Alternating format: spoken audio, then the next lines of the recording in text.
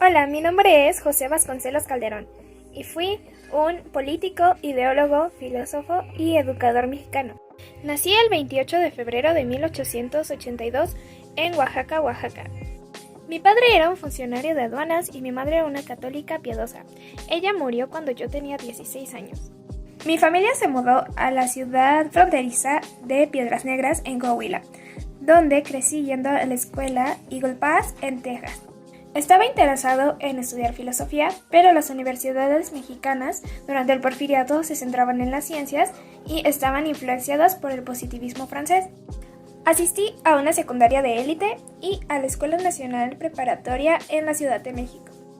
Entré a la Escuela de Leyes y me involucré con estudiantes radicales organizados como el Ateneo de la Juventud.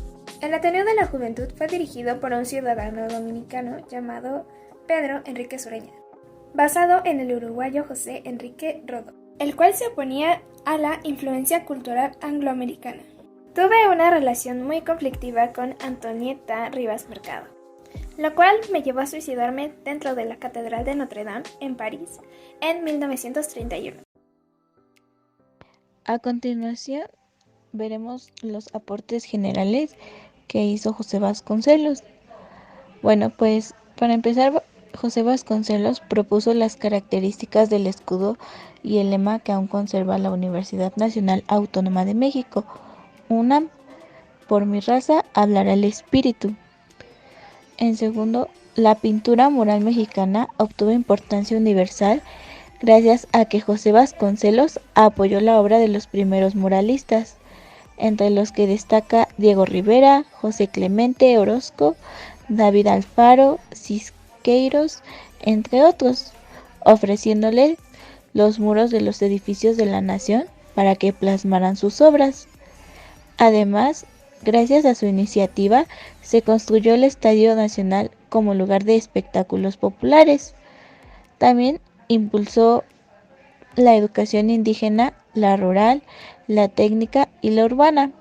Creó redes de bibliotecas, misiones culturales, escuelas normales y casas de pueblo que convirtió en centros educativos básicos. Y en 1925 publicó La raza cósmica, uno de sus libros más influyentes, en el que expone algunas de sus reflexiones sobre el indigenismo.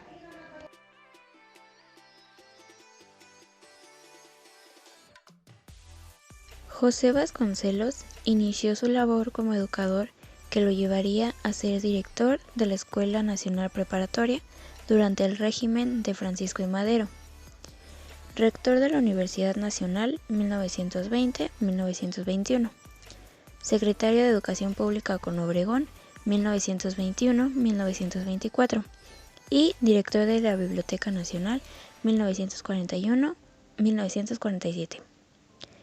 En el Ateneo y bajo su administración, edificó la Universidad Popular Mexicana, 1912-1920, dependencia con la misión social de educar mediante conferencias, conciertos, etc., a los adultos, pero principalmente a los obreros.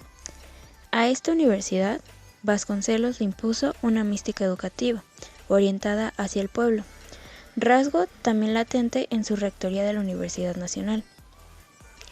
Fue designado como director de la ENEP en 2 ocasiones, primero durante el gobierno de Madero y después con Carranza. Vasconcelos fue nombrado rector de la Universidad Nacional de México, conocida entonces como Departamento Universitario y de Bellas Artes, el 9 de junio de 1920. Durante su rectorado, organizó un programa editorial que comprendía sobre todo la divulgación de los autores clásicos hacia amplias capas de la sociedad, y se adoptó el escudo actual de la universidad, de cuyo lema es el autor: por mi raza hablará el espíritu. Dividió la secretaría en 3 grandes departamentos que abarcaban todas las instituciones de cultura: escuela, bibliotecas y bellas artes.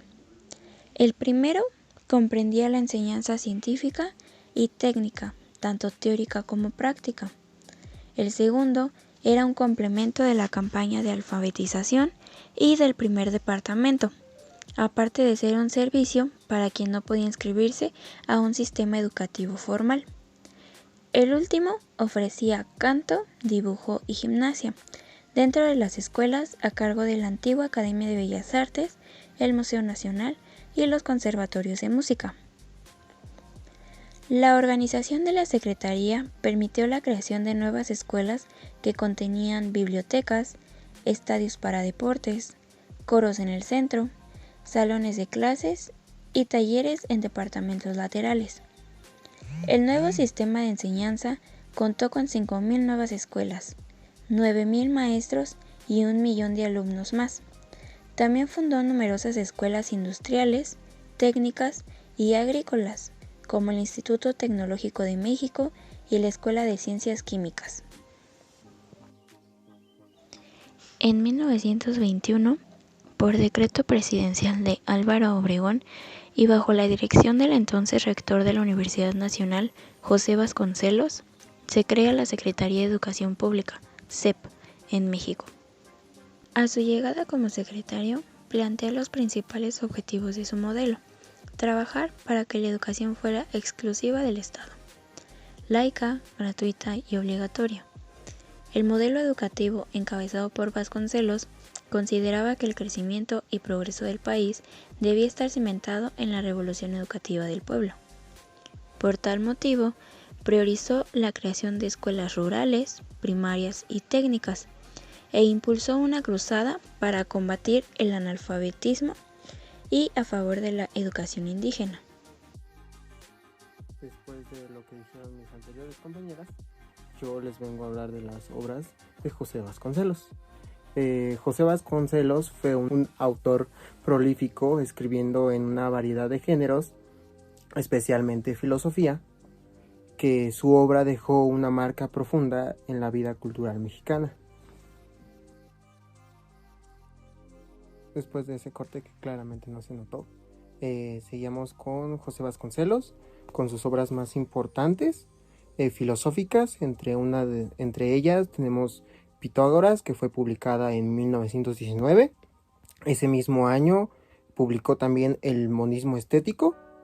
En 1925 publicaría La raza cósmica, Indología en 1926, La metafísica en 1929, El pesimismo alegre en 1931, Estética en 1936, Ética en 1939, Historia del pensamiento filosófico en 1937, Lógica orgánica en 1945 y entre las obras más importantes de Vasconcelos, de sus publicaciones podríamos señalar que fueron también La teoría dinámica del derecho en 1907, La intelectualidad mexicana en 1916, Ulises criollo en 1935, La tormenta en 1936, Breve historia de México en 1937,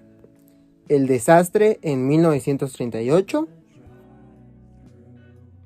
y como las últimas tres sería El proconsulado en 1939, El ocaso de mi vida en 1957 y Las cartas políticas de José Vasconcelos en 1959. Después de esto habría una obra importante que sería la de Mi planta de naranja, Lima. El libro se publicó por primera vez en 1968 y se utilizó para clases de literatura para escuelas primarias en Brasil. Ahí nos habla tal vez de la importancia tan grande que tuvo José Vasconcelos dentro de la literatura.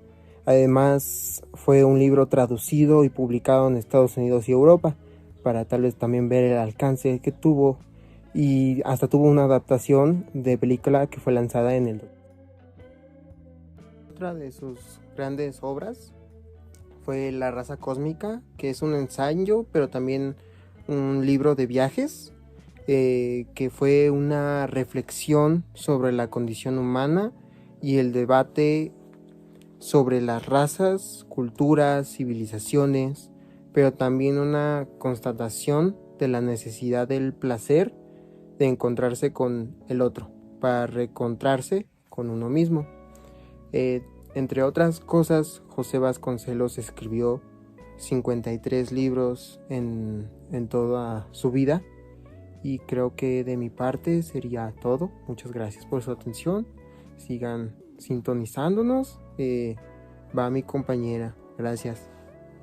La concepción educativa de José Vasconcelos se construye desde los siguientes postulados.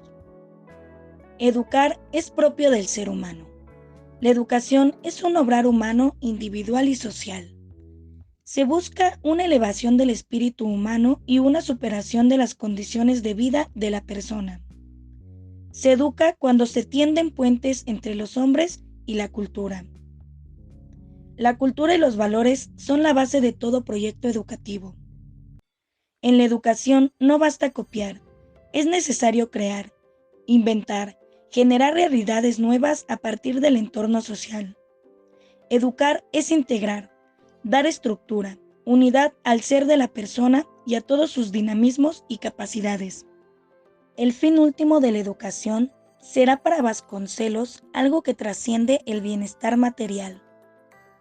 Una verdadera educación no es completa si le falta el aliento que solo puede engendrar un gran propósito, un alto ideal. La conquista de la libertad y del bienestar económico, de las comodidades físicas y aún del lujo, no puede colmar la aspiración humana. El fin último de la vida es algo que trasciende y que supera a los más importantes propósitos sociales.